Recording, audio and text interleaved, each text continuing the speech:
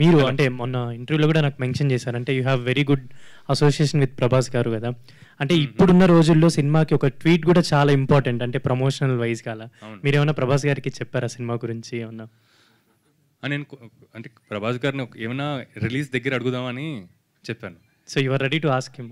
నేను అందరిని అడుగుతానండి, నాకు అలా ఏం లేదు. ఉన్న యాక్టర్స్ డైరెక్టర్స్ అందరు నేను ఎవరైతే పనిచేశానో, ఇన్ఫ్యాక్ట్ ఆల్మోస్ట్ ఇండస్ట్రీలో అందరు తెలుసు, ఎందుకంటే అలా వెళ్ళి ఆడిషన్స్ ఇవ్వటం అలా ఇలా పరిచయాలు ఉన్నాయి కాబట్టి.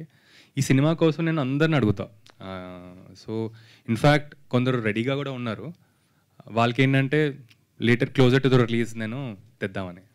అండ్ ఇప్పుడు మీరు ప్రొడ్యూసర్ కాబట్టి మీరు యాక్చువల్లీ తెలుగులో మీరు పాన్ ఇండియన్ హీరోస్తో వర్క్ చేశారు, అండ్ అక్కడ కన్నడ అండ్ ఇక్కడ Tamil.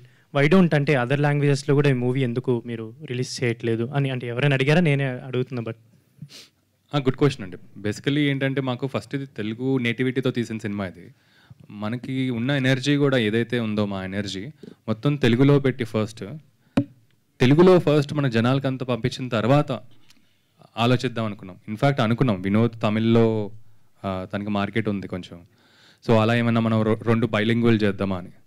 But later we realise that only తెలుగులోనే కాన్సన్ట్రేట్ చేద్దామని, ఒక తెలుగు సినిమాలకు ప్రొజెక్ట్ చేద్దామని.